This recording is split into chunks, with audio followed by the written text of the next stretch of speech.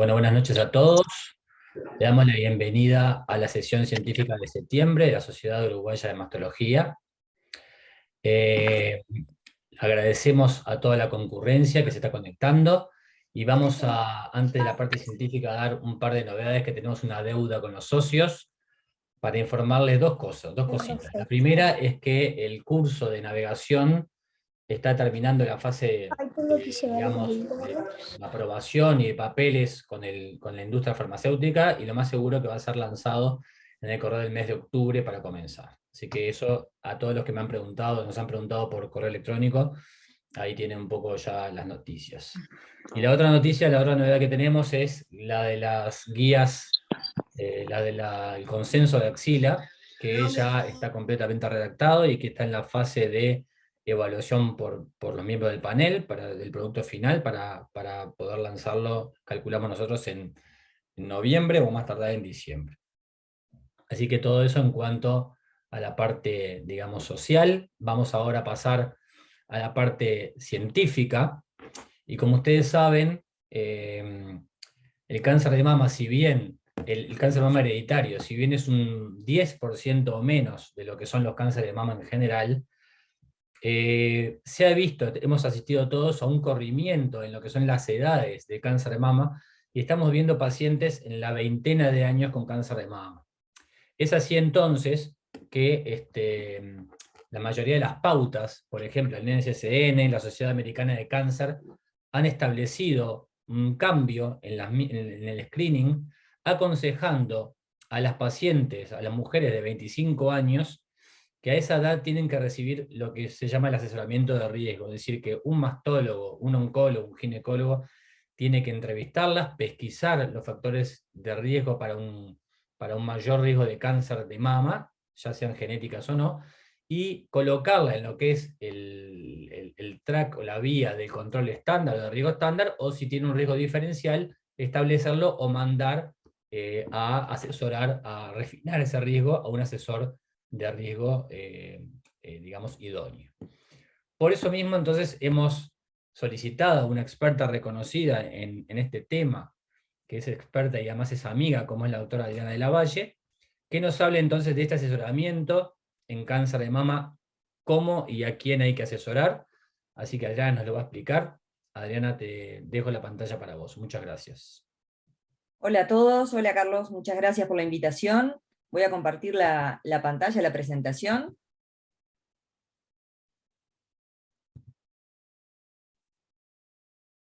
Se ve Muy perfecto. bien. ¿Se Sí, ve sí. bien? Sí. Perfecto. Entonces les voy a contar un poquito acerca de esta propuesta que mencionaba Carlos, asesoramiento genético en cáncer de mama, cómo y a quién. Yo trabajo hace mucho tiempo en el Grupo Colaborativo Uruguayo de Investigación de Afecciones Oncológicas Hereditarias, desde el año 96, desde su creación, y en conjunto con un equipo bien grande estamos siguiendo las pautas, registrando y asesorando a pacientes con cáncer de mama o de ovario u otras patologías hereditarias en Uruguay, y tenemos un volumen y un registro de pacientes bien grande. Así que vamos a empezar con la presentación. Voy a cambiar un poquito el orden. Primero, ¿quiénes son? Y segundo, ¿cómo lo hacemos?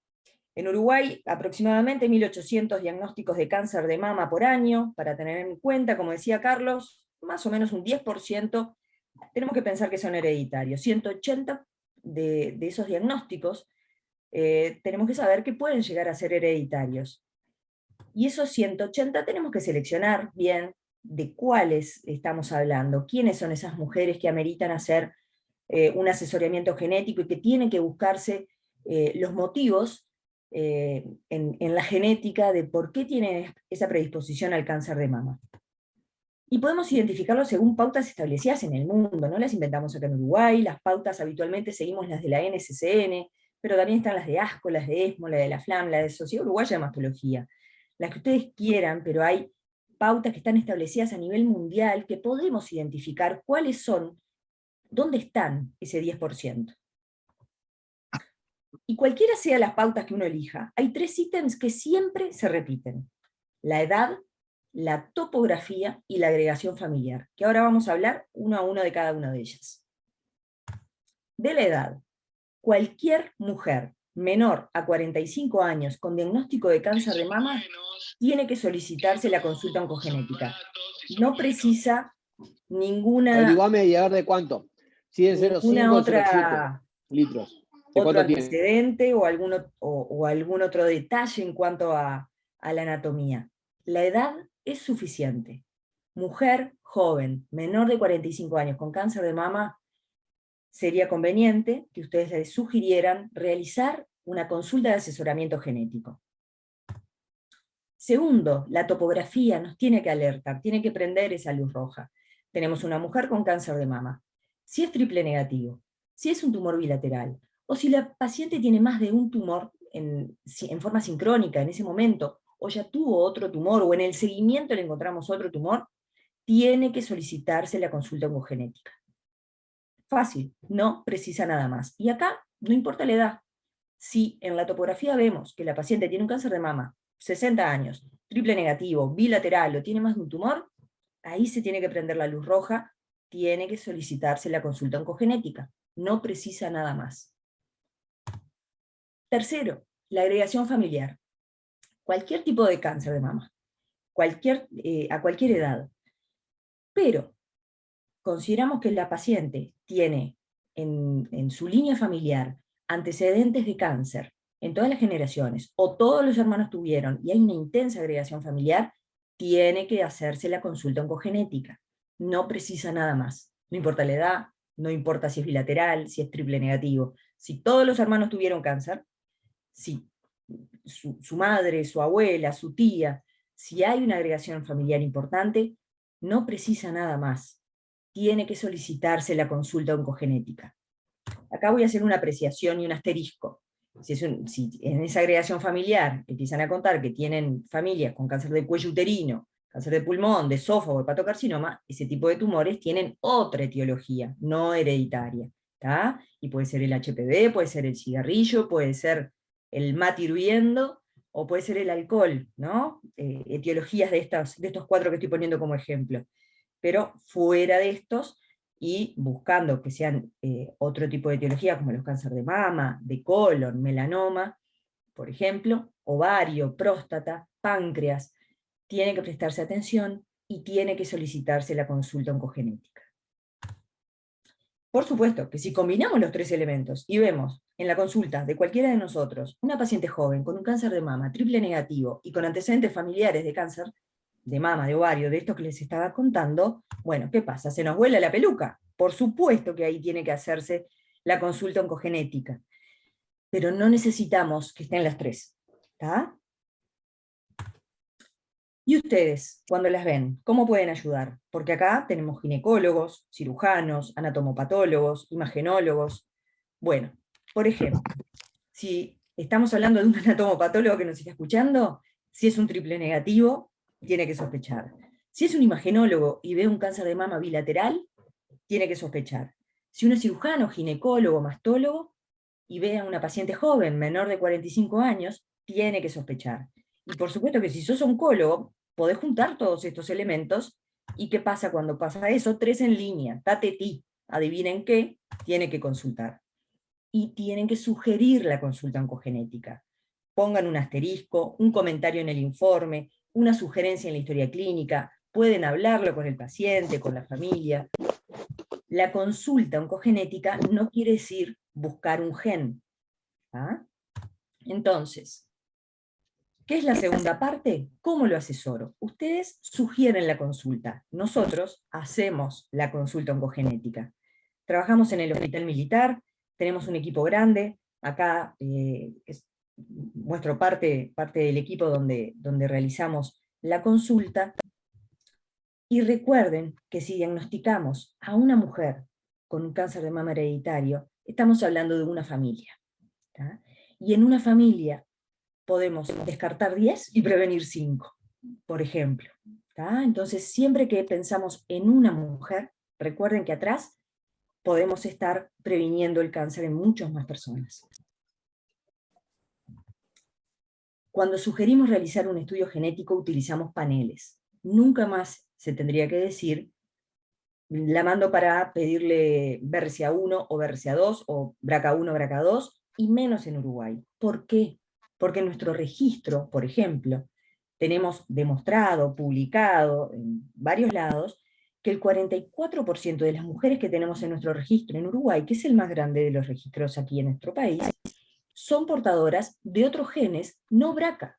Entonces, hacer solo BRCA1 y BRCA2 en mujeres donde estamos haciendo un tamizaje está mal. Nosotros utilizamos paneles donde se cuentan con otros genes aparte del BRCA1 BRCA2, que son el 56% de las mujeres uruguayas sumados. Pero noticia de último minuto para todos. Sospechar de que una mujer tiene un cáncer de mama posiblemente hereditario no quiere decir que encontremos una mutación. Tanto es así que aunque tengamos estos elementos de sospecha, en Uruguay, una vez que realizamos la consulta oncogenética, que buscamos y le indicamos un panel, encontramos mutaciones en el 21,2% de los casos. No en todas encontramos mutaciones. ¿Y qué pasa entonces? ¿Qué pasa con el 79% que no encontramos mutaciones, pero tienen antecedentes o tienen esos elementos de riesgo? Bueno, sigue con sus controles, con el oncólogo tratante, con el mastólogo tratante. Su familia no tiene que realizarse estudios genéticos. Entonces, es muy importante el por sí o por no realizarse el estudio. Es un estudio de descarte, discriminatorio, de tamizaje. Pero nosotros seguimos vigilando, por eso entran en un registro. Tenemos un mailing donde seguimos el relacionamiento con los pacientes, vamos siguiendo y evaluando las variaciones que hasta el momento tienen significado incierto, cada 6 meses, para evaluar si hay algún cambio en nomenclatura o en estadificación de alguna mutación que hasta el momento no haya sido evaluada como patológica, como patogénica, y eso lo estamos analizando en forma constante y lo volvemos a hablar si es así el caso con la familia.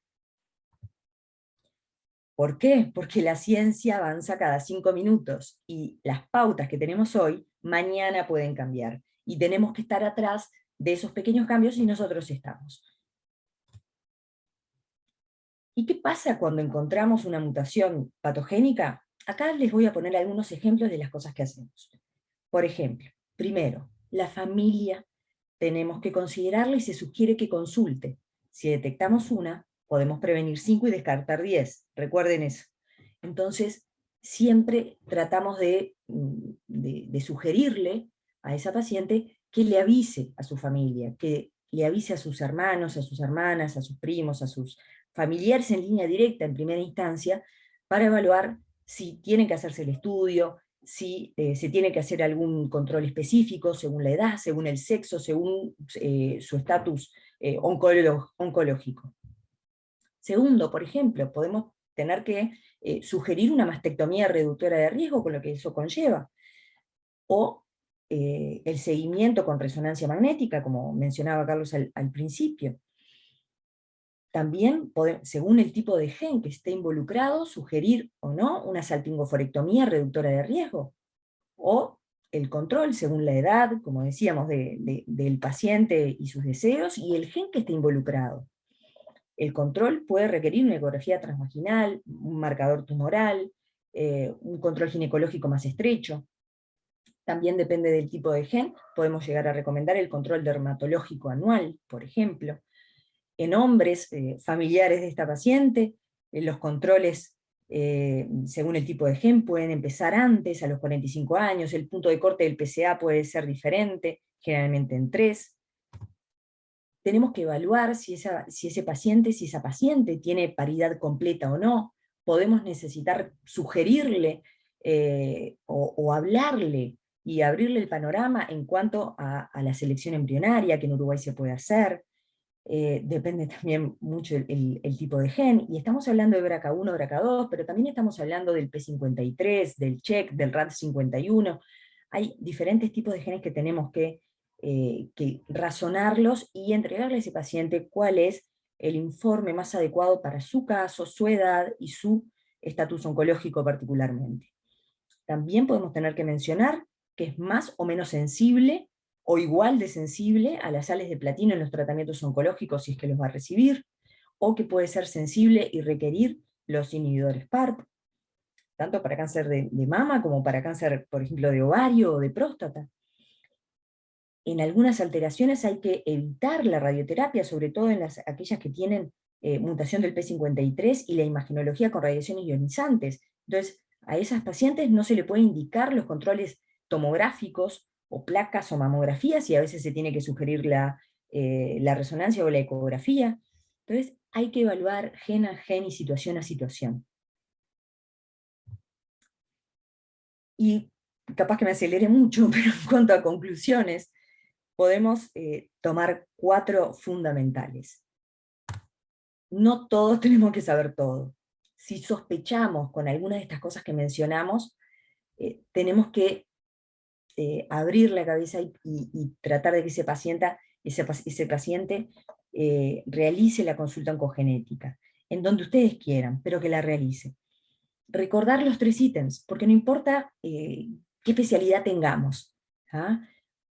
Teniendo en cuenta estos 3 ítems, seamos anatomopatólogos, imagenólogos, oncólogos, ginecólogos, podemos hacer esa sugerencia o podemos tomarla en cuenta al hablar con una paciente.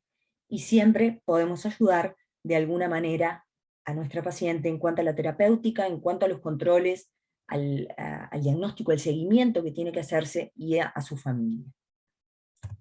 Así que muchas gracias por la atención, y para cualquiera que tenga una paciente para hacer la consulta, la puede derivar al teléfono de la Policlínica de Oncogenética, en el centro oncológico de oncogenética que trabajamos en el Hospital Militar, o al mail del Banco de Tumores que está en pantalla. Así que bueno, muchas gracias por la atención. La idea era que fuera dinámico y que pudieran comentar o preguntar lo que ustedes quieran. Muchas gracias, Adriana. Excelente el resumen que nos hiciste. Un tema muy interesante porque, como decía yo, hoy día la persona encargada que está en primera línea para asesorar sobre el riesgo es cualquier profesional que trabaje en la mastología, porque como estaba comentando hoy, las pautas del colegio de la Asociación de Cáncer de Estados Unidos Americana o de la NCCN ya establecen que las pacientes, las mujeres cuando llegan a los 25 años deben recibir lo que es un asesoramiento de riesgo. ¿Y quién le va a hacer el primer asesoramiento de riesgo para saber si todo está normal o hay algo llamativo? Y bueno, es el mastólogo, es el ginecólogo, es el oncólogo que la va a ver, y a veces hasta el médico de familia. Y si esa persona, si ese técnico ve que algo no está dentro de los carriles normales, es donde va a solicitar una evaluación más detallada del riesgo. Pero eso es un poco lo que es el estado de las cosas hoy. Hoy el mastólogo, el oncólogo, el ginecólogo se tiene que ocupar a los 25 años de asesorar, de darle un primer panorama, un pantallazo del riesgo a la mujer. Así que bueno, vamos a abrir espacio para las preguntas, si alguien quiere preguntar algo del auditorio.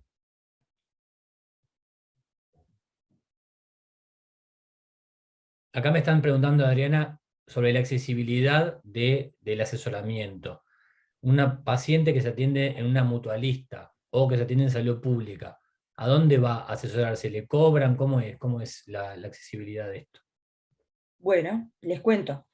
El Centro de Oncogenética Uruguayo que estamos, en el cual estamos trabajando en equipo, y que tiene como base el Hospital Militar desde hace mucho tiempo, las consultas oncogenéticas son gratuitas.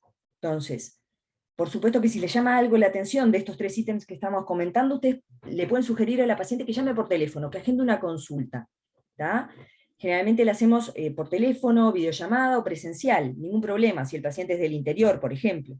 Entonces, lo primero es poder hacer esa consulta oncogenética, que es gratuita. Entonces el paciente llama por teléfono o por mail y se le agenda una consulta con alguno de los miembros del equipo, con alguno de los asesores en oncogenética. Si una vez hecho ese asesoramiento, amerita hacer un estudio genético. Como les decía, nosotros solicitamos paneles, dependiendo del caso, pero BRCA1 y BRCA2 no corre más. El estudio tiene un costo. Ese costo, cuando el paciente tiene accesibilidad económica, porque hasta el momento en Uruguay eso no está cubierto por el PIAS, o por los mutualistas, o por ACE, por ejemplo, nosotros le sugerimos dónde se lo puede hacer, y hemos logrado tener un costo bastante modesto para este tipo de estudios, que rondan los $390. ¿Tá? Si el paciente no tiene dinero, no tiene accesibilidad para hacérselo, contamos con una fundación con recursos limitados, pero que nos apoya, y que hemos podido realizar varios estudios a costa, digamos, de esta fundación que nos facilita y que nos ayuda con pacientes de bajos recursos. El único lugar que yo conozco en Uruguay que permite acceder a las pacientes al estudio oncogenético en forma de ticket, digamos, mutual, es el Hospital Militar. ¿Tá? Creo que no hay otra institución en el país que permita este acceso. ¿Y qué pasa? La paciente se hace de una manera o de otra la consulta oncogenética, que es gratuita, se hace el panel que precisa, a veces lo hacemos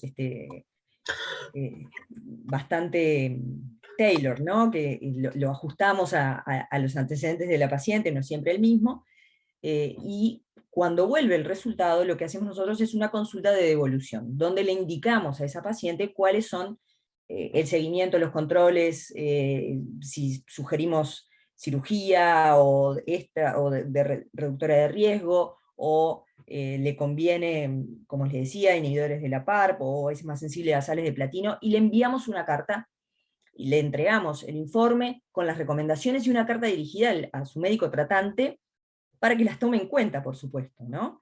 Y también le entregamos una carta sugiriendo a sus familiares, porque esto es una consulta personalizada y confidencial, ¿tá?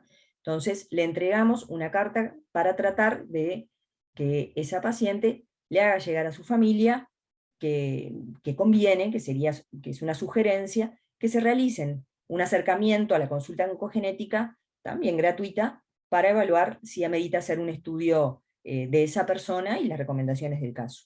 Entonces la consulta inicial y la consulta de devolución son gratuitas. Y si hay que hacer un estudio genético, depende un poco si la paciente tiene o no tiene los medios, si del hospital, si se atiende en el Hospital Militar, o podemos contar con esta fundación que apoya al Grupo Colaborativo Uruguayo para hacer esto, justamente para aquellas pacientes que no tienen recursos.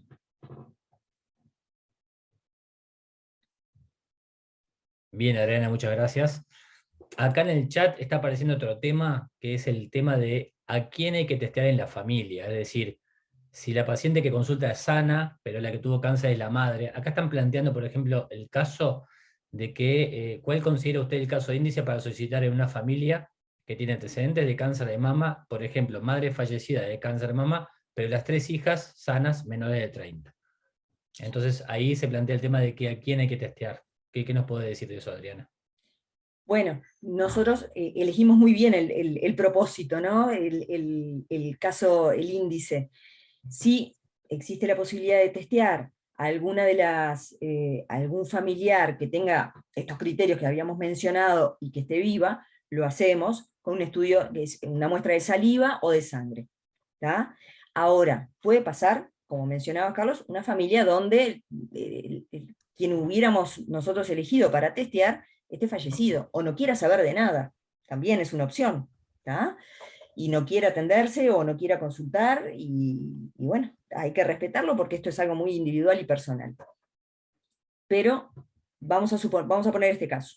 Madre fallecida a los 40 con 3 hijas mujeres, ¿tá? Entre 25 y 30. ¿A cuál testeamos? Y bueno, a las 3. ¿Tá?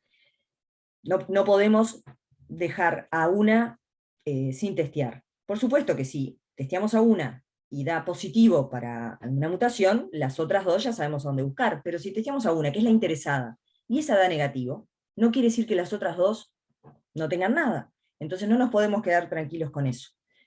Muchas veces lo hacemos escalonado, y generalmente viene una interesada o dos interesadas a mencionar: mi mamá falleció por cáncer de mama, o tengo tales antecedentes, pero están fallecidos, o no quieren saber, o no tengo contacto, o se fueron a vivir a Australia, por ejemplo. Bueno, en ese grupo, o en esas hermanas o en esos hermanos que tenemos, empezamos por uno, pero un resultado negativo no implica que no estudiemos a los otros, no implica que no haya nada en esa familia, puede implicar que no lo haya heredado. Entonces, escalonadamente, para racionalizar los recursos, pero hay que testearlas a todas. Adriana, ¿y qué pasaría en el caso, por ejemplo, de que fuera la madre está viva y tiene 3 hijas sanas? Hay que testear a la madre, esa es la más fácil. Claro, es así eso. O Si sea, la si la madre está madre tuvo viva, cáncer de mama y viene la hija y te dice, no, quiero que me haga el examen, doctora. la trato de convencer de que venga la madre. Bien. O sea que en el caso que presentan acá, se va a testear a las hijas porque la madre falleció. Pero si la madre estuviese viva, se testeaba a la madre. Exactamente. Esa es la respuesta. Muy bien. Tratamos de convencerla. Otra cosa que te quería comentar es el tema de qué pasa con las mamografías BIRAT3 en una persona que tiene un riesgo alto o moderado. ¿Cómo se maneja eso? Bueno, eso es una muy buena pregunta, y está muchas veces en las sugerencias que realizamos a esa paciente. Si tenemos una lesión, una alteración BIRAT3, nosotros siempre sugerimos una conducta proactiva, ¿tá? Y puncionar a esas pacientes y no controlarlas en 6 meses, como podría ser una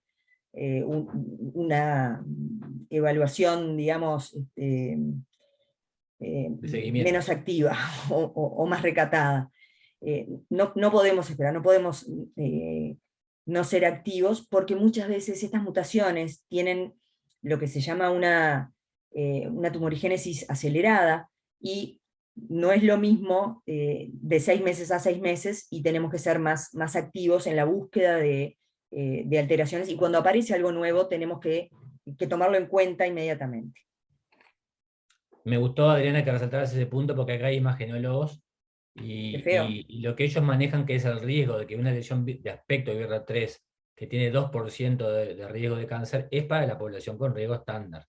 Por eso no se Claro. aplica para una población con riesgo alterado, digamos, moderado o alto, y por eso es que nosotros estamos recomendando esa conducta que es de proactiva ante en vez de seguimiento, ¿no?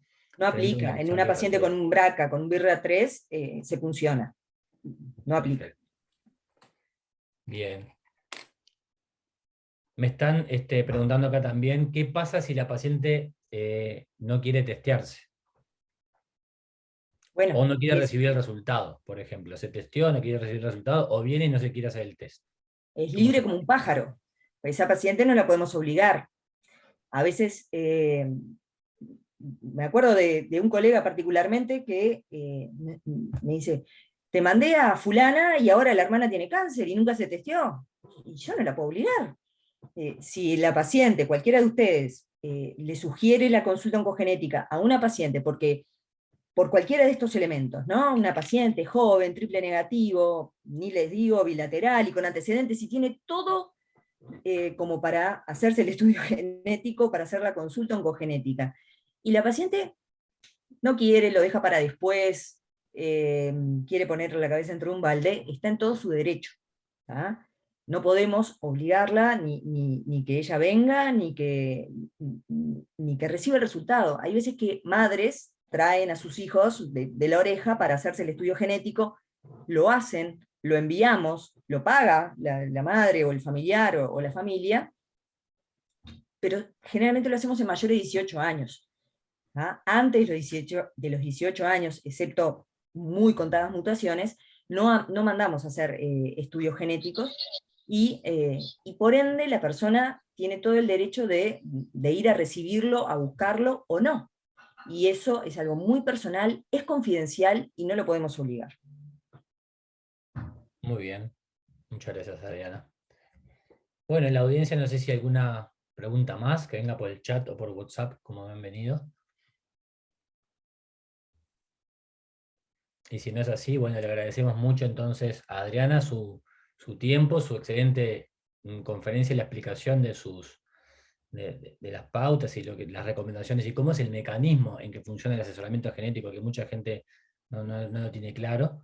Así que bueno, muchas gracias Adriana, y bueno, vamos a cerrar por acá, lo vamos a estar esperando para la sesión de noviembre, porque la sesión de octubre no la vamos a hacer porque es el congreso de la FLAM, así que nos estamos viendo en noviembre con otra nueva sesión científica de la Sociedad Uruguaya de Mastología. Muchas gracias a todos y nos despedimos entonces. Chao. Muchas gracias. Chau, chau.